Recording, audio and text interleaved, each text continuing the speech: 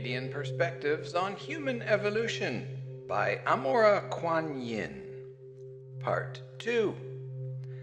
Emissaries of light arrive on Venus, year 5200 of civilization.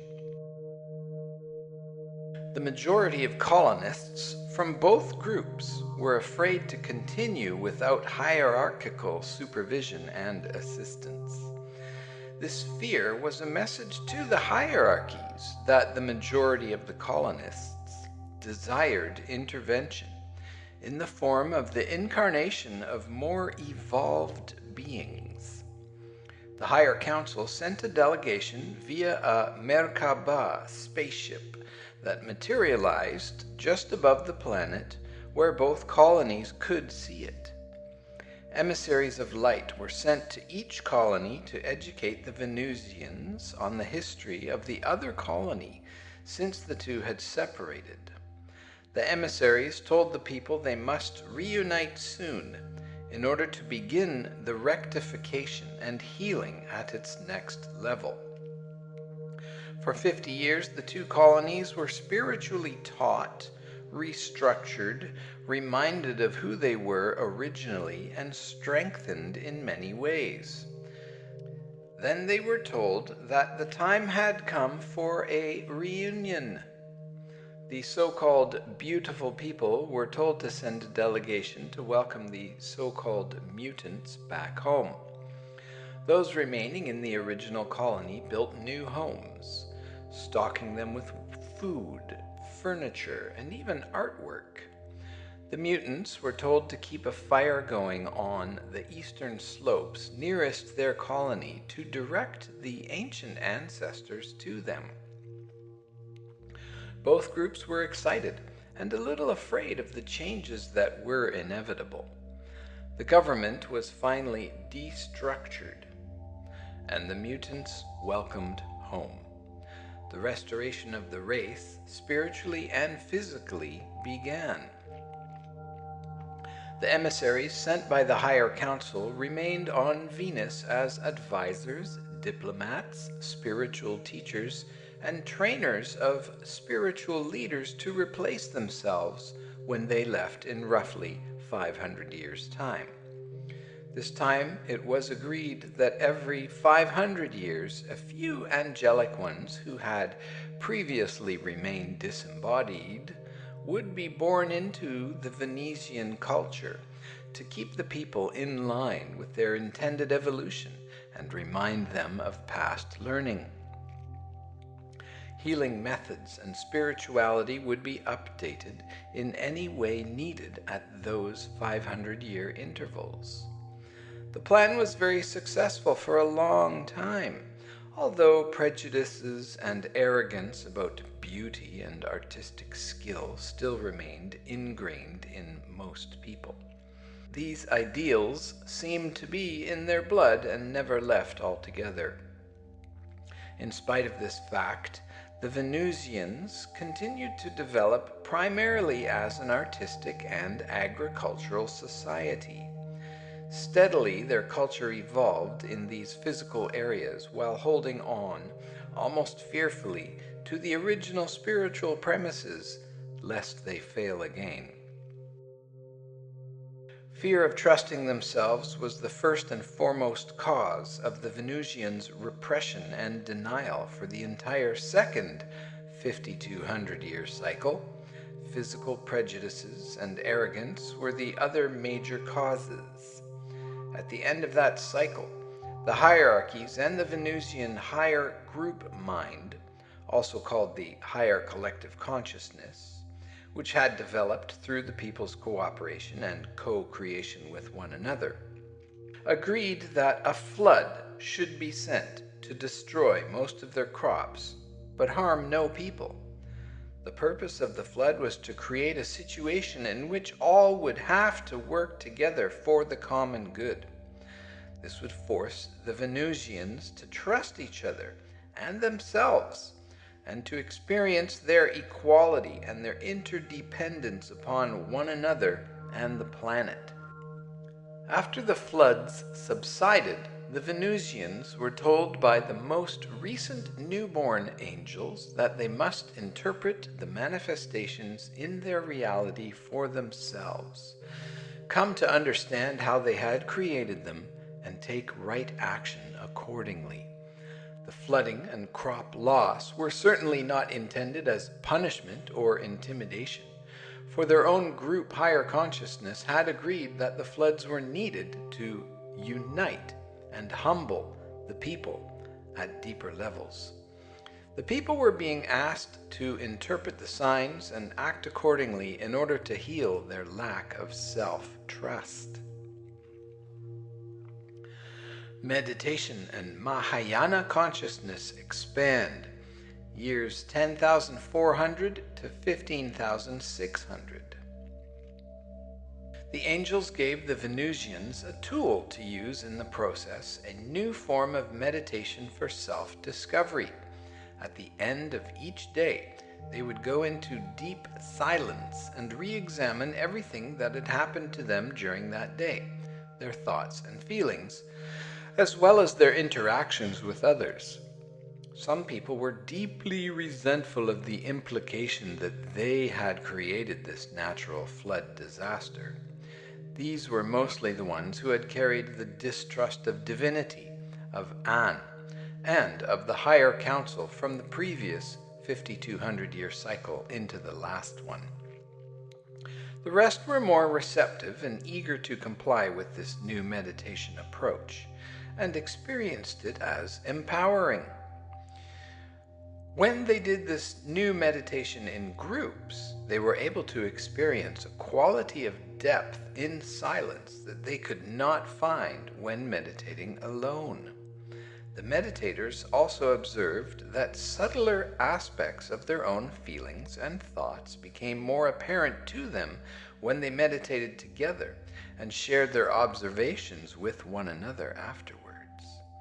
Therefore, humility came through willingness to expose themselves to one another in more personal and intimate ways, as well as through their realization of the strength inherent in the group when meeting with a common purpose. Within the first 52 years of this third 5,200-year cycle, the Venusians became aware of their own higher consciousness that existed beyond their physical bodies and was enmeshed in the group higher mind. In Buddhism on planet Earth, Mahayana is the stage of spiritual development during which no one member of a group progresses until all do. The Venusians discovered this principle experientially, and it became the theme of the third area of colonization. Angelic messengers continued to be born every 500 years to assure their ongoing evolution and memory retention. Materially, advancements during this area were minimal compared to the expansion of group consciousness, and yet evolution on all levels took its natural course. A new race is born, year 15,600. At the end of the third 5,200-year cycle, a new challenge was introduced to the group. The Higher Council and the Venusian group Higher Mind decided to introduce a new race to the planet to test the Venusians' spiritual evolution and ability to integrate it into a new experience of all-inclusiveness. The new race was a group of linear, seraphim-like beings with extremely developed mental capacities, but very little right brain type functions. However, they had learned the power of group mind for creating their own reality and evolution in non-physical settings, so the two groups had that acquired knowledge as common ground. When the new beings arrived on the planet in the middle of a group meditation, a group of Pleiadian emissaries of light accompanied them to explain their presence and assist in the first 50 years of integration of the two races. In the beginning, both groups were quite curious about one another and explored their differences with curiosity and as much spiritual equality as they could. The original Venusians found this new group rather odd. They were not really ugly, they were just not beautiful, and lacked a certain grace the angelic group had always taken for granted in themselves. They also seemed to lack in creative impetus, while talking and theorizing almost constantly. When the newcomers began to design new buildings and tools to their own geometric specifications, the Venusians found the structures rigid, unyielding, and lacking in artistic beauty. The linear beings, recently become Venusians, thought the old architecture was impractical and antiquated. They wanted to change many things on this new planetary home to meet their own ideas and ideals for perfection. Both groups felt defensive, and for the first time the original Venusians were faced with a race that thought itself superior to them, not because of beauty, but because of a new kind of analytical and technological intelligence. To feel the blows of prejudice turned back against themselves came as quite a shock, and yet most of them knew enough of their own planetary history to comprehend the spiritual challenge. Without making the new race feel inferior, the original Venusians also had to maintain their own sense of personal value. In order to do this, the group higher mind impulsed them to ask to learn from the new Venusians as well as teaching them artistic ways, if the linear ones wanted to learn. Although the original colonists found themselves capable of learning the ways of the new ones, most of them were uninspired by it after a short time and resumed their old ways of artistic and agricultural focus. The new Venusians secretly considered this a sign of inferiority and weakness. They had very little interest in learning from their predecessors. At the end of the first 500 years together, new angels and linear beings were born among the two diverse groups of Venusians, reminding them of what they had in common: awareness of higher group consciousness and sovereignty for all beings. This pulled them together in a unique way. The new ones began to meditate with the old ones at the end of each day for the purpose of self-examination and self-awareness. The old Venusians began to spend an hour a day thinking and acting in the ways of their new colleagues. Both groups felt something changing in them that was too subtle to name, but it was happening nonetheless. Intermarrying begins, year 16,600. By the end of the next 500 years, minimal mating had begun between the races, and very unusual children were produced from those unions. The mixed children tended to be more temperamental than children of the pure races, and displayed skills in both right and left brain activities. Of course, each child was unique in his or her expression of that balance. Some leaned more toward the artistic, while others were naturally more pensive and analytical. Besides that, different colors of hair and eyes began to appear. Previously, both races had been blue-eyed. The angels had blonde hair, and the linear beings had brownish blonde hair. Now children were being born with brownish or greenish-blue eyes. Their hair was white blonde and varying shades of medium to light brown, but always with a golden sheen. These color changes were remarkable to the people, and the angels secretly found them unappealing and less attractive than themselves. The linear beings remained more neutral about the changes, although they were perplexed and intrigued by the new varieties of physical appearance. That was the beginning of biological science, with humanoid genetic studies taking precedence initially, and then eventually branching out into study of plants, minerals, and whatever else could be broken down and deciphered. This study created an overly physical orientation on the part of the linear scientists that was quite different from their predecessors' obsession with physical appearance. The older Venusians were aware of this potential stumbling block, although they found themselves quite curious about genetics due to their own history of genetic deviance. Therefore, the field of genetics and reproduction came into the foreground, while architecture, agriculture, and art were mostly maintained at existing levels with minimal evolution or change. They became so involved in genetic studies and early stages of genetic engineering that they forgot about the value of soul and spirit. Spiritual common good was all but replaced with scientific common interest, and in the name of exploring group consciousness, the Venusians almost completely ignored higher collective consciousness. This trend toward dominance of the physical world over the spiritual one continued throughout the fourth 5200-year cycle, which ended in a large earthquake that destroyed most of the new buildings and killed about 1/4 of the people. Though the people had forgotten it, the collective group higher consciousness was waiting to be brought into their awareness once again. The earthquake was used to help the Venusians come together to mourn the loss of 1/4 of their community and to reconnect to the true value and purpose of life. It was also intended to tell them, look at what you're creating. The physical structures of your buildings and your genes have become more important to you than understanding one another's essential qualities of spirit. You have forgotten why you came together.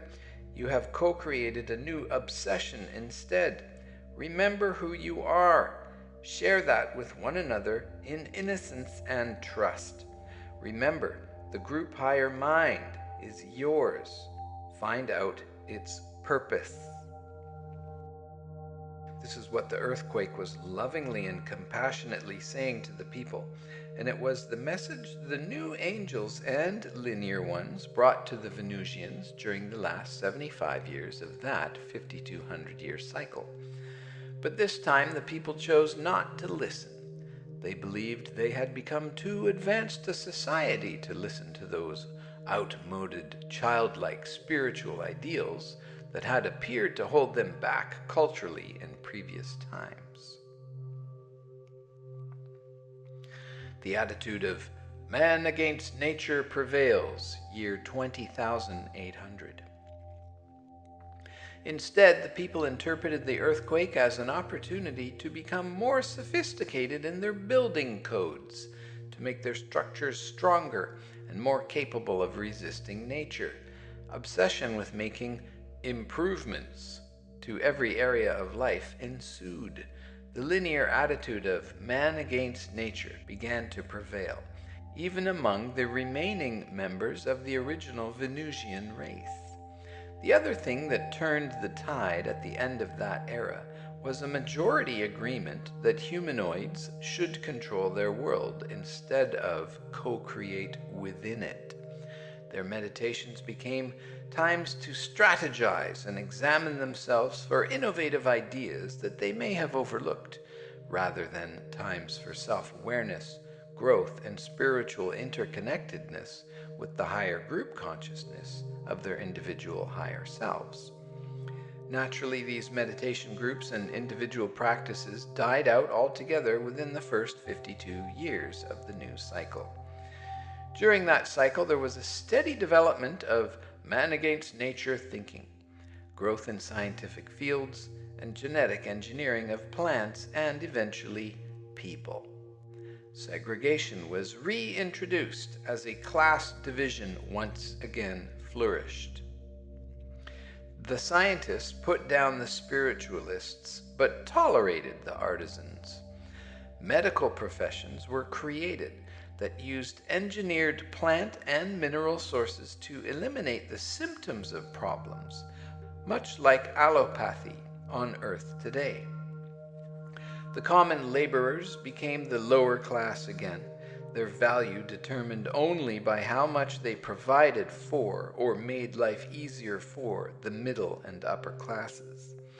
Prejudices, resentments, shame, and fear continued to grow larger, but with a new sophistication that in some ways made these emotions more unpredictable and dangerous.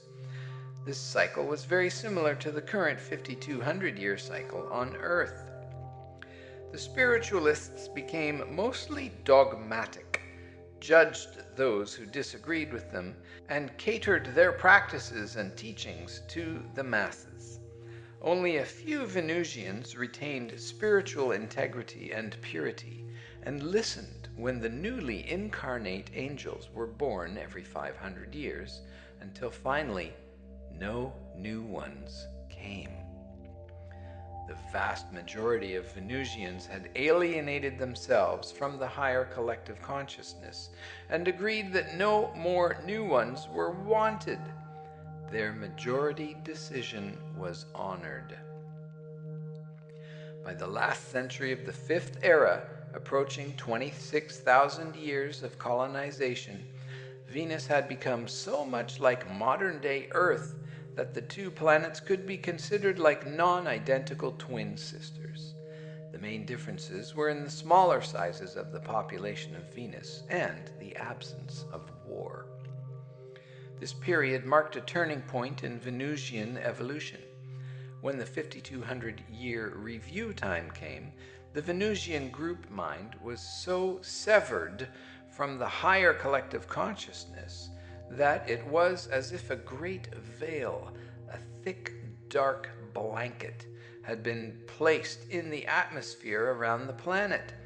Etherically, it looked like a geometric linear construct put together with an erector set. It actually blocked the sun's more refined solar coding and radiant patterns of light from entering the atmosphere in its pure form. The sun's rays took on the grid-like flow pattern instead of retaining their own integrity. This condition of a veil or grid-like net around the planet is also similar to what has formed around Earth at this time. Little could be done without total intervention from the hierarchies, and the hierarchies were unwilling to go against the free will of the Venusians. Upholding the people's group and individual rights to explore evolution as sovereign beings was foremost in the minds of the higher council and An when they reviewed the dilemma.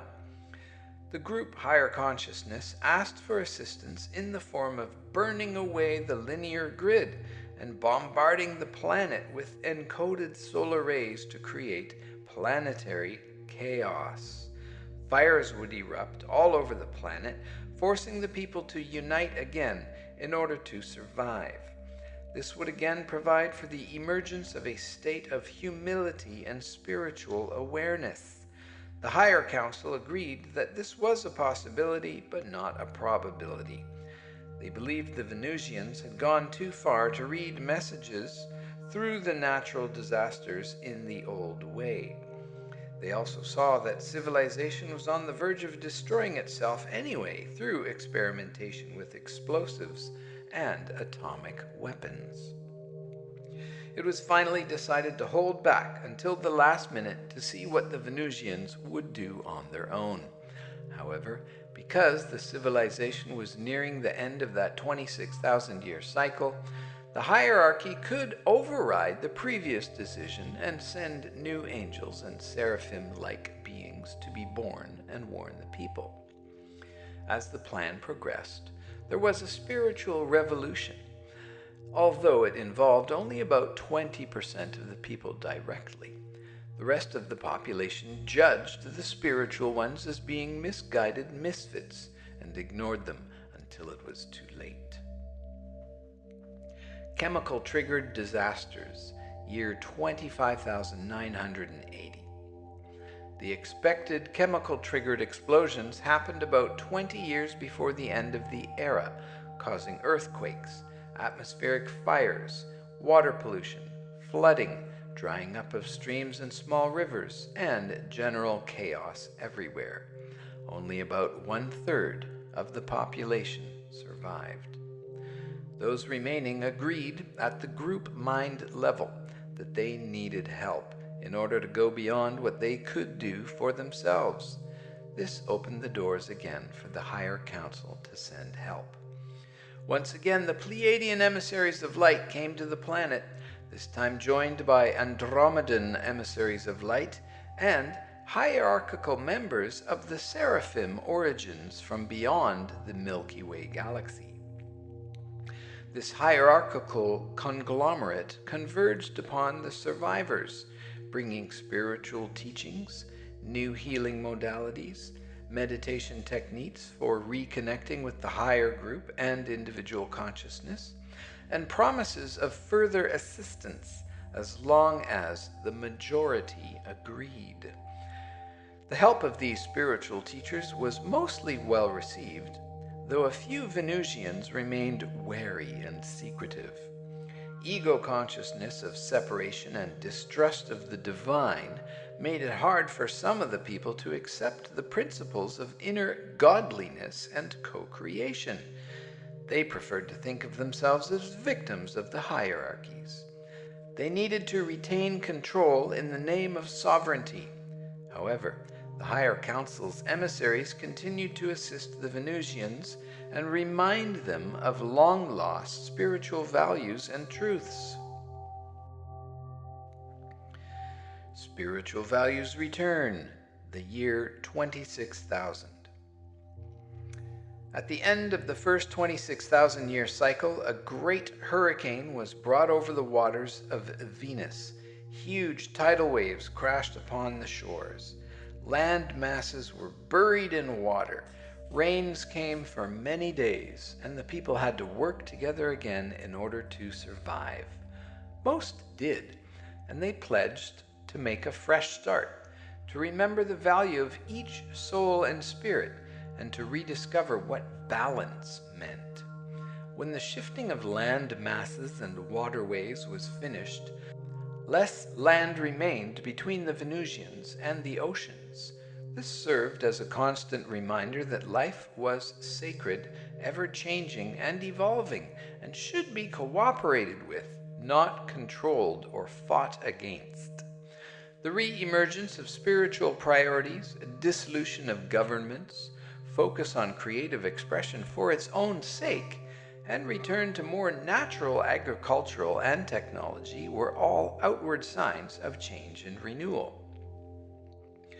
Inner changes were more time-consuming and slow in coming, but the majority of the people remained dedicated to making those changes just the same.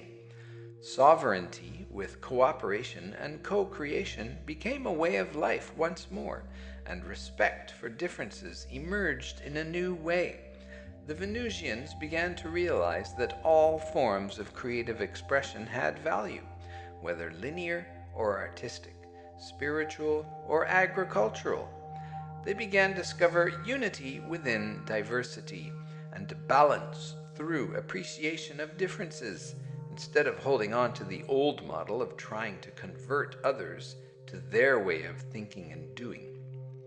Self-respect grew rapidly with this new way of thinking and being with one another. Each person was encouraged to do what he or she did best and enjoyed the most.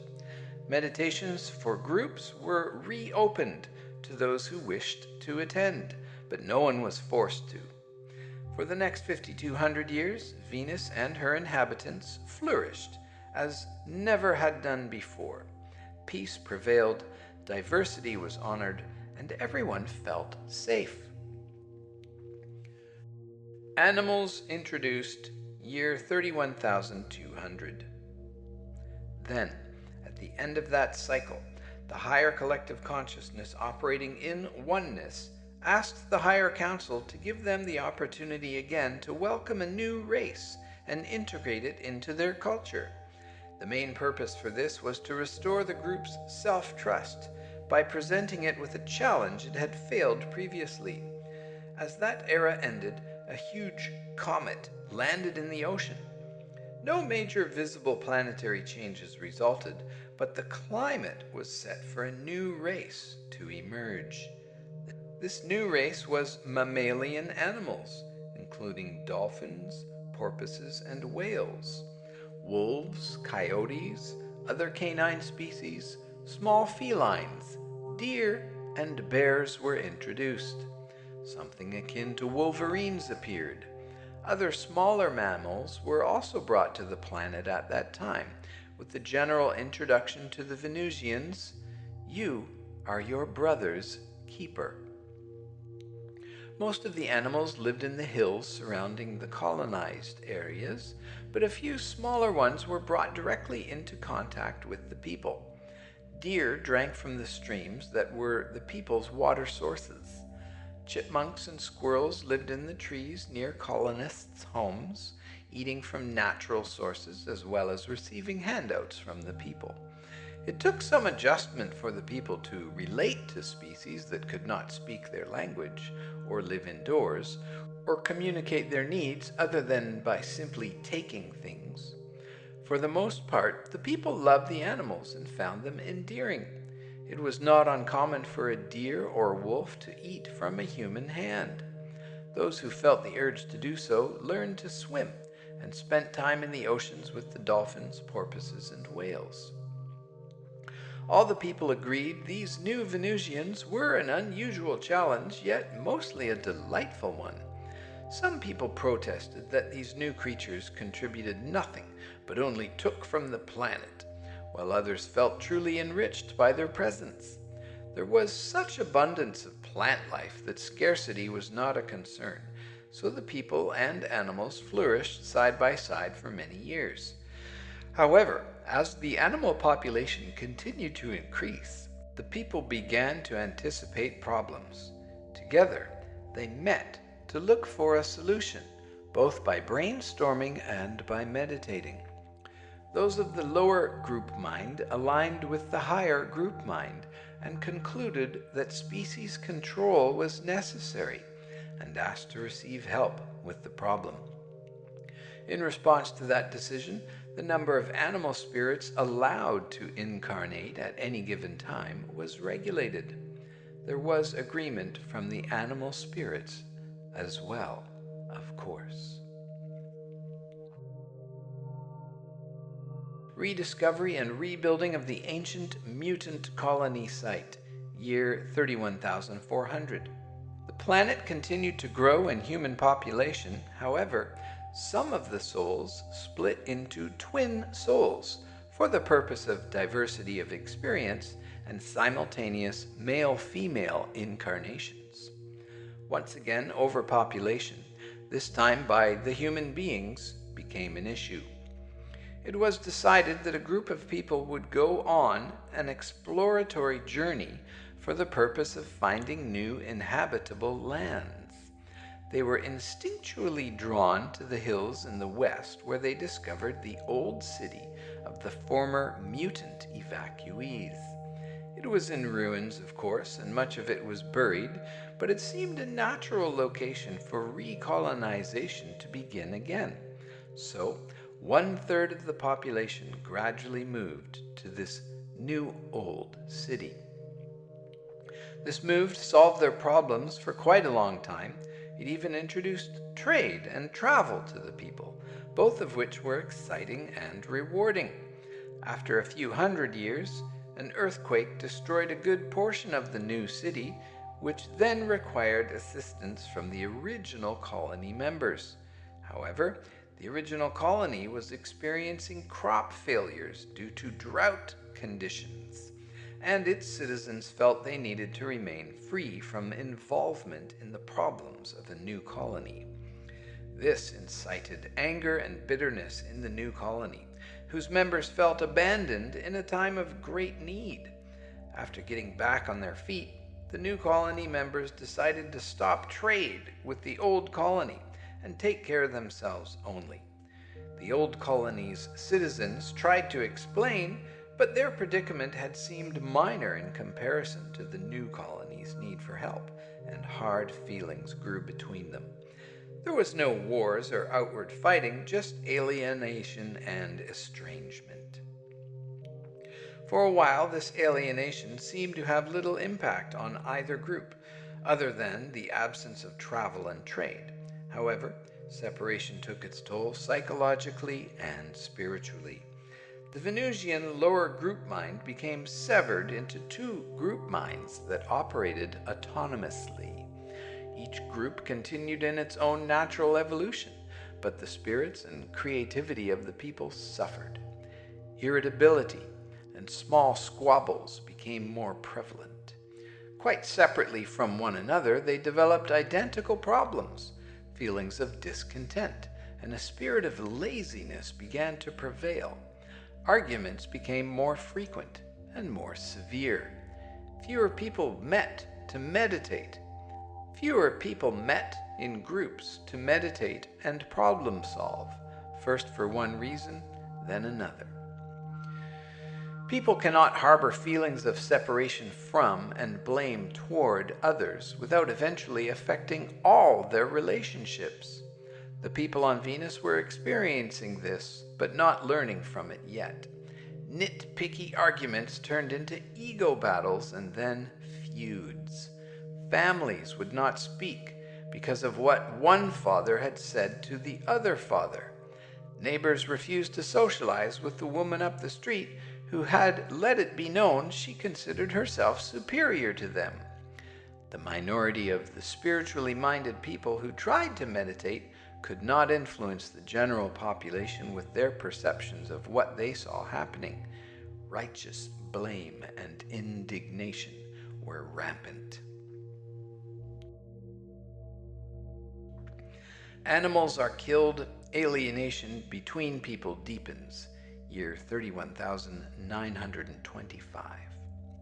Soon, incidents of animals attacking humans began to occur. Of course, the attacks were brought on by the instinctual responses of the animals to protect themselves against such angry, sour-smelling creatures as some of the Venusian humanoids had become. But the humans refused to learn and understand. By the end of that era, animals within populated areas were killed on sight, even eaten, to assuage the hunger caused by failing, dried-up crops. Like the people, the planet was getting hotter and drier, and growth was not only stopping, but reversing itself. Colonies reconnect, year 32,300. Each colony at the same time decided to send messengers to the other colony to see what was happening. They were surprised to discover that, even though their members had lived several days' journey apart and not interacted for over 400 years, the two colonies were almost duplicates of one another. A committee was formed in each colony to go to the other one. They would meet with the spiritual leaders and those who were still meditating together to see if any conclusions could be reached about what was happening to their planet and her inhabitants.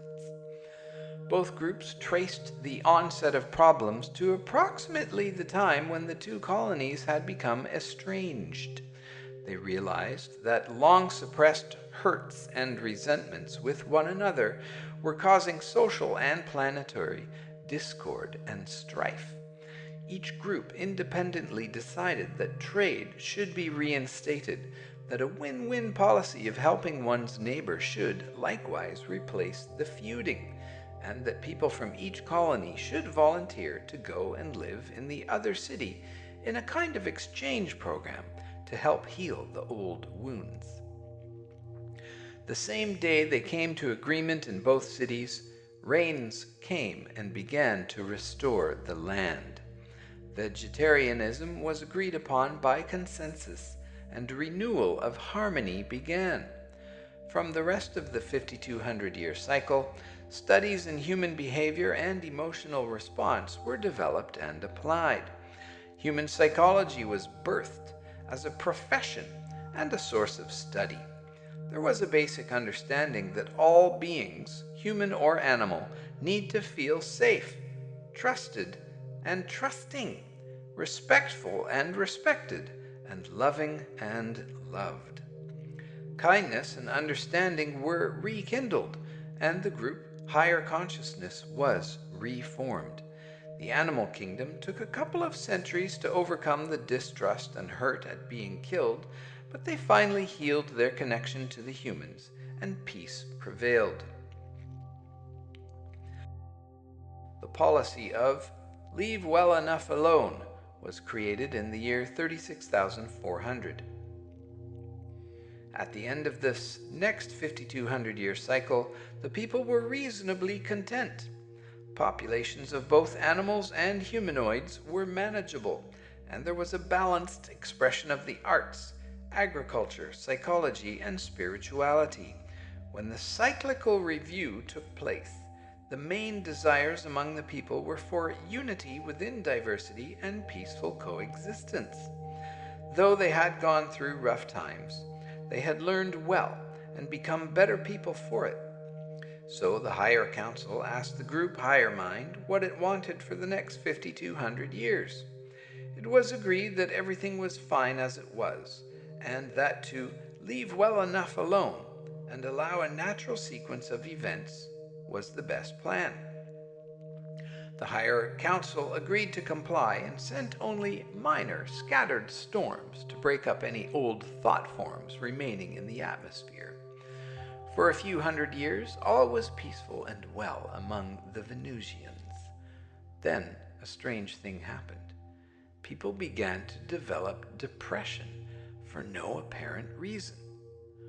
Lethargy swept through the younger generations, who could find nothing they believed in or wanted to do. The people were confused, since on the surface all appeared to be normal. Delegates from both cities met and compared stories, only to find once again that they were identical. It was agreed that both cities would call off all work on the same day in order to hold large gatherings where people would brainstorm and meditate together to try and solve the problems, or at least come to understand them. This was the first time all the people had met at the same time for the same purpose since the very first civilization. It was a powerful time. The conclusions arrived at during those meetings were: 1. We have widespread lethargy due to a lack of anything that inspires the young. 2. Many of the middle-aged and older people are depressed, commonly complaining that their lives have lost all meaningful purpose. 3. We have been peaceful and unchallenged for several hundred years, yet we can see how challenge has united and inspired our people in historic records. 4.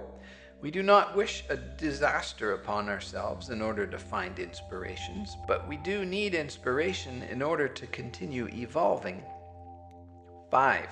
We trust that the higher group consciousness is capable of bringing us what we need, and we agree to ask for their intervention and the intervention of the Higher Council and An to help us find new spiritual inspiration so we may continue to evolve. Age of Enlightenment, the years 38,200 to 46,800. With this last conclusion and agreement, new angels and linear beings were sent to Venus to be born. Over the next 1,000 years, as humans died, about 1/3 of them left Venus altogether and were prepared on the etheric realms to reincarnate on Mars and reconnect with their former Venusian ancestors. In the meantime, the newborn beings brought renewed spiritual practices, healing techniques, and inspiration for enlightenment to the people. Avatars were also sent to each city, and many of the people experienced enlightenment states, the performance of miracles, and a desire to help their fellow Venusians evolve to similar ecstatic states. The Age of Enlightenment had come to the planet by virtue of the people's shared recognition of the need in life for continued spiritual evolution. This recognition is needed on Earth at this time in order to turn the tide of events to a more positive and spiritually based focus. For the rest of that 5,200-year cycle, and for the entire next one, spiritual evolution, initiatic training, enlightenment, ascension, and higher dimensional communications flourished. Art and music were at their highest peaks ever, and the people were generally happy, content, and inspired. By the end of the fourth era of the second 26,000-year cycle, the planet was fast becoming a spiritual and initiatic mystery school, with appreciation of beauty and art still remaining a primary trait. The Venusians even had their own ascended masters, who formed a council, not unlike the Great White Brotherhood on Earth. At that time, it was decided that the Venusians were ready for a next and possibly final challenge before leaving their third and fourth dimensional consciousness and moving back into the higher planes. This challenge began with another great flood, during which all the inhabitants of the original colony had to flee to the mountains in the west in order to survive. Their western neighbors were given the opportunity to test the ancient wound of being abandoned in a time of need by the great colony. Though it was very ancient and long forgotten, the karmic traces remained, and they were healed completely when the western colony dwellers graciously opened their doors and hearts to the people from the east. Some western colonists were frightened by the thoughts of scarcity and lack, because they were taking on so much people to feed, clothe, and shelter. Yet they met each challenge with open hearts, praying and meditating together to get answers to pressing problems, and always considering the greatest good of all concerned. They connected more deeply than ever before with the higher collective consciousness through this new alliance brought on by survival needs.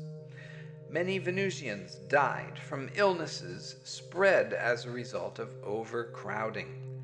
However, this did not change the atmosphere of the win-win, and the people grew more intimately connected with one another. When the floods receded, most of the eastern city had been destroyed, and a general restoration plan began. As many people as could be housed in the surviving buildings returned to the city to begin rebuilding and planting, and within 10 years the city was restored. The populations of the two cities divided again, and yet remained spiritually closer and more harmonious than ever. At the height of the Venusian loving and caring for one another, with their spiritual growth continuing to accelerate, the higher council and Anne sent a messenger to them asking what they would choose now for their populace. Did they wish to ascend as a group, moving on to higher dimensional planes again and ending this physical experiment? Or would they prefer to go to a new planet that was less evolved, one that could use their love and experience?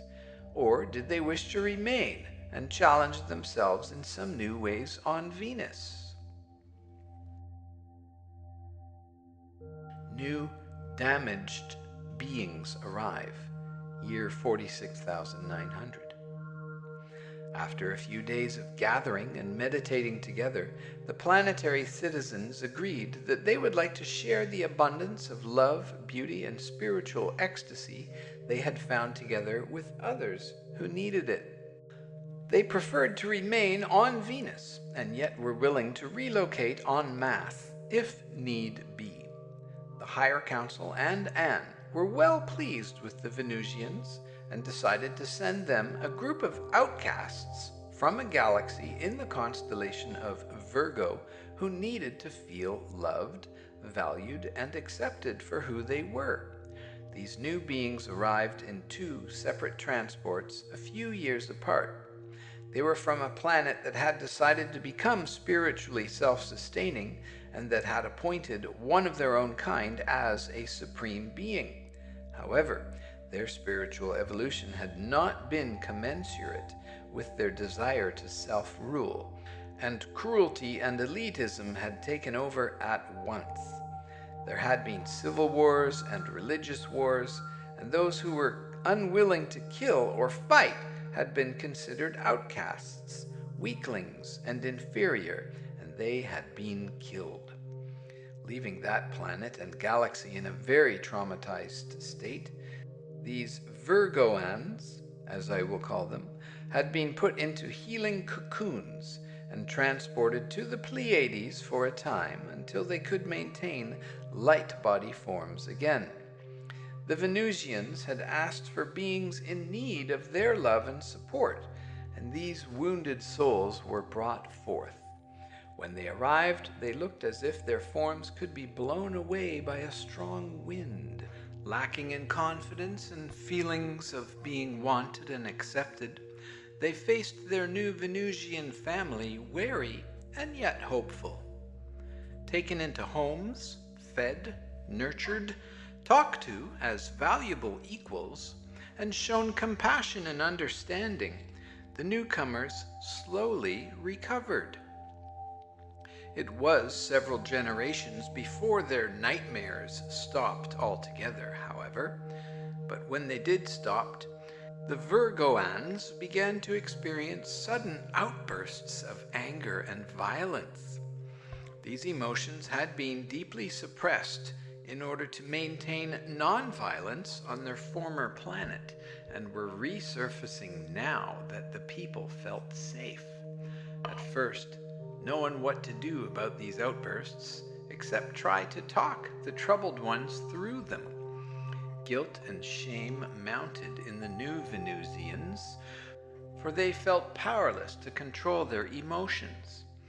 As enough of the people expressed shame and guilt about this lack of control, the older Venusians began to remember what had happened to their people when they had tried to control themselves and each other in various ways. Remembering the psychological studies of their ancestors, they studied the remaining old books, hoping to find understanding and ways of helping their newest friends. Soon it was apparent that a treatment program for releasing deeply buried emotions was needed, so they began to develop one.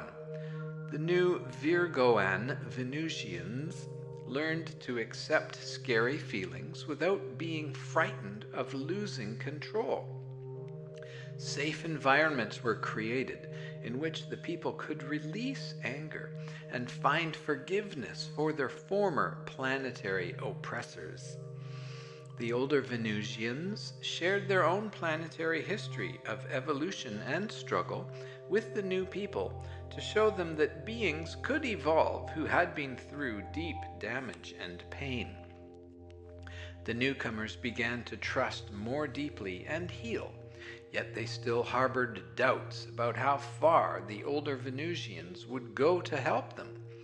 Subconsciously, the Virgoans felt a need to test the loyalty of the older Venusians to see if the colonists would reject them if they did not conform, as had been their experience on their former planet.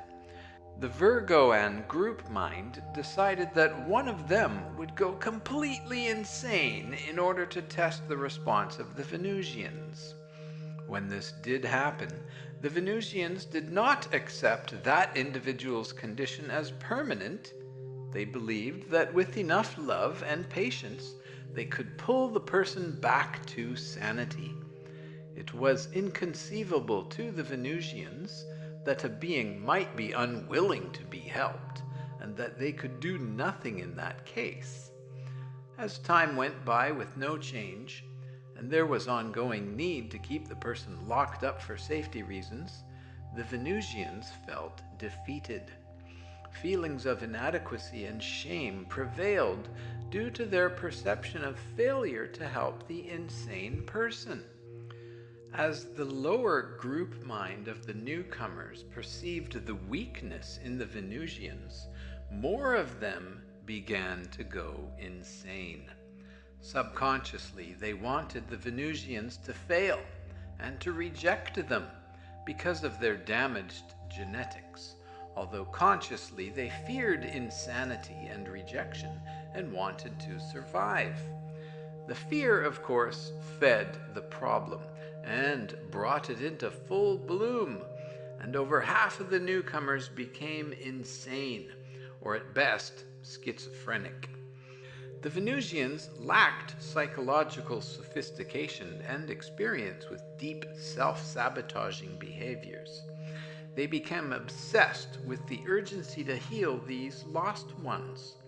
Feelings of inadequacy and spiritual doubt grew so rapidly that they began to merge with the lower group mind of the Virgoans out of pity and shame at having failed them.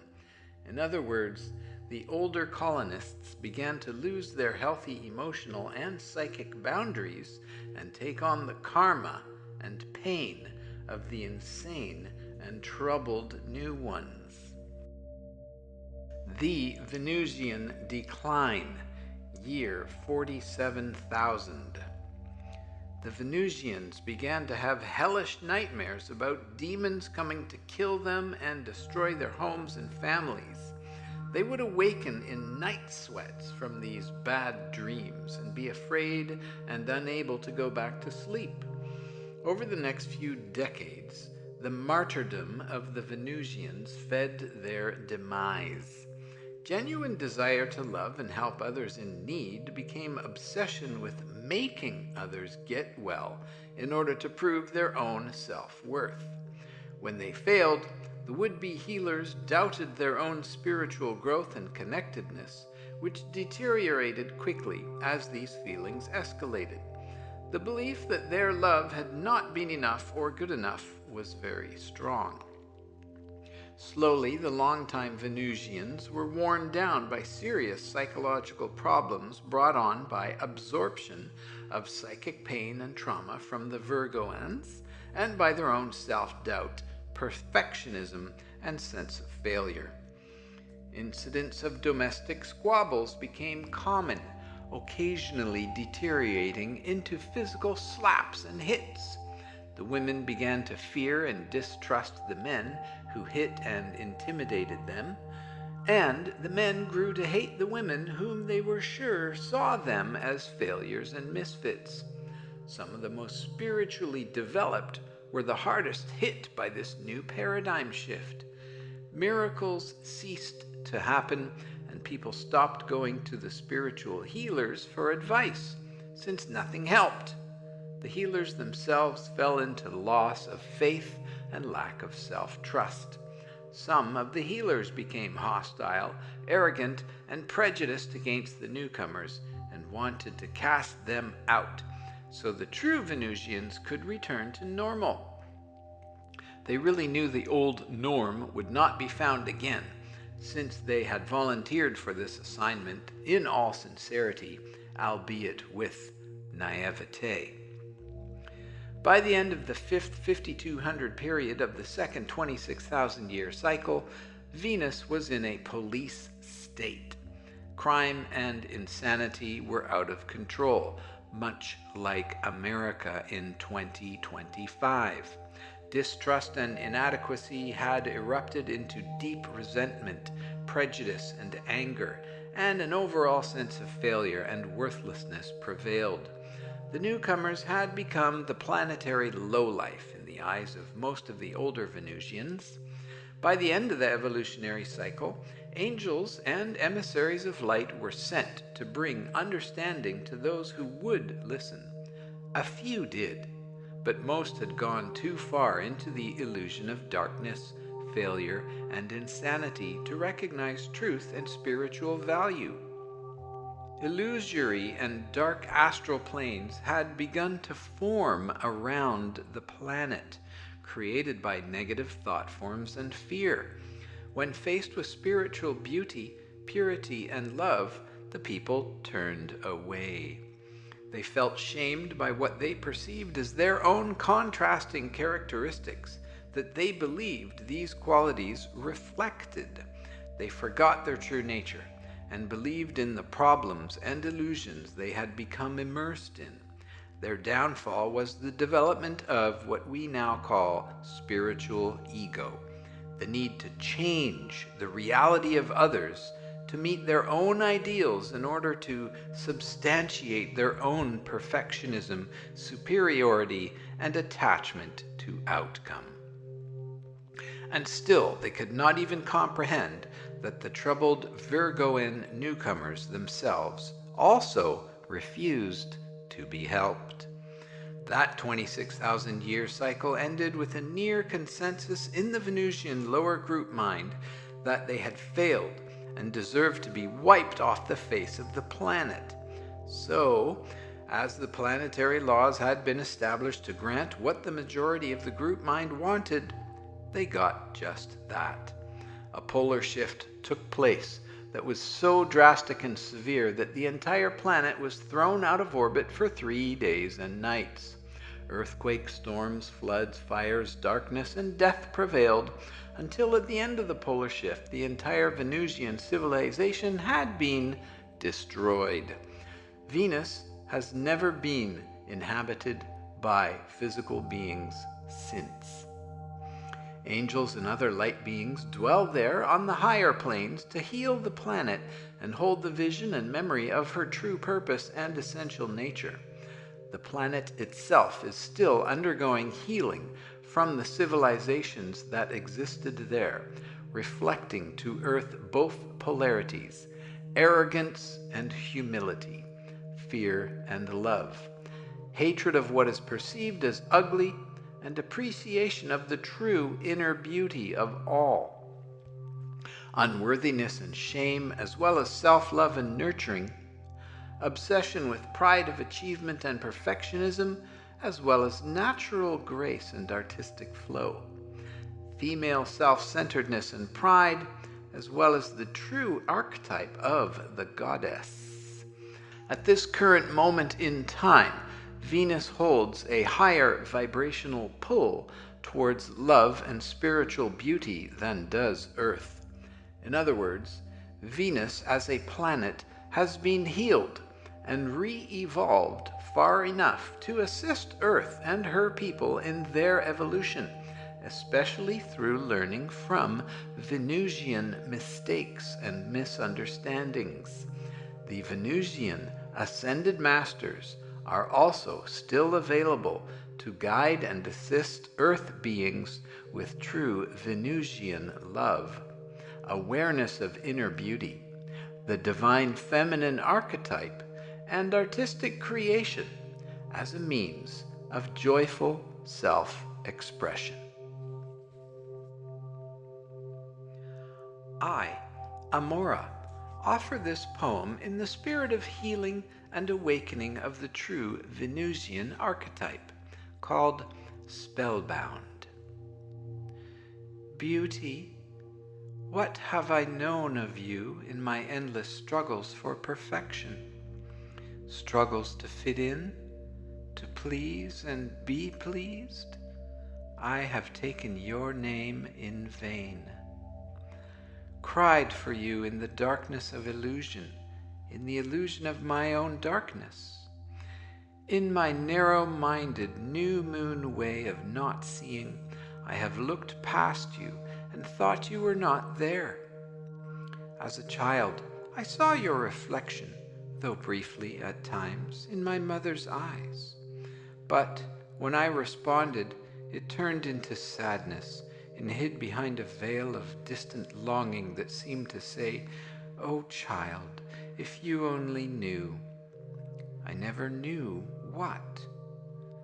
But I knew that when I caught a glimpse of you in my mother's eyes, that she would hide you quickly again, as if some shameful secret had been revealed. And yet I knew you lived inside her still, somewhere. If only I could catch her off guard. And when I learned that when you live inside a flower, or a sunset, or a doll, or a new dress, dear beauty, that it was okay to look at you directly, and even to speak of you, and no one was embarrassed, or turned away, or blushed self-consciously, like when I saw the inside beauty of another person. And so I learned to know beauty is to hide behind clothes and makeup and new hairstyles and perfect bodies. And soon I found I'd forgotten you altogether, your purity, innocence, naturalness, and ease. I began to try to fit in. In school, I learned that beauty is exclusive, that it is donned by a few with perfect bodies, perfect faces, perfect clothes, perfect hair, and that the rest of us were less valuable, dispensable. Our greatest service was to provide a contrast that helped beauty to shine brighter compared with those less fortunate ones. Some of us performed more, studied harder, and tried to please. Some of us just simply gave up. Beauty, you became an ugly word that kept company with shame and loneliness in dark corners of narrow minds. For years I learned to compensate, to give more, to work harder, to listen and care, to be more clever, appreciate all the beautiful things outside myself. I did not expect to be happy, just to survive was enough.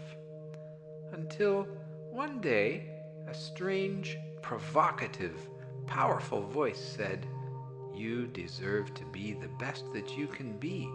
Your very existence is beauty.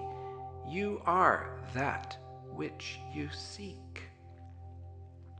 As if a veil were lifted, the trees, the hills, and fields all sprang to life, as if a still life watercolor became animated. Each leaf, each blade of grass, even the tiniest dirt particles were living and glowing essences of wonder and awe and beauty.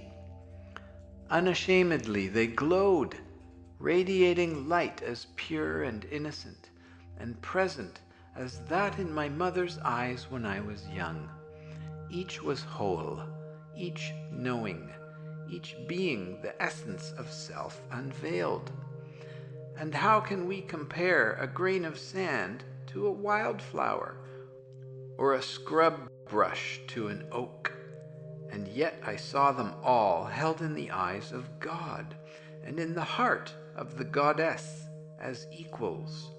Beauty, beloved, beheld, of beauty, and spellbound. Tears of remembrance washed away years of forgetting, as my heart embraced all that is through my eyes. Windows of my soul cleansed in tears of love and grace as I felt and knew that I, too, was seen and held in the eyes of God, in the heart of the goddess as equal. Beauty, beloved, beheld of beauty. And after a time, another came, a beloved, who through years of denying, forgetting his own essential self, not being truly seen by others, had a veil of distant sadness and forgotten worth that hid the best he could be. And still I saw him. I recognized him behind the veils, and I knew that you, beauty, were not lost. With time we learned that beauty, hidden in illusion, is not lost. And when our eyes met, with open hearts, willing to be seen, the veils were lifted, and beauty, beloved, beheld beauty, and was spellbound. Beauty, I have only begun to know you as I cease my endless struggles for perfection, struggles to fit in, to please and be pleased, and look into my own eyes and the eyes of my beloved. And then, beauty, beloved, beholds beauty, and is spellbound.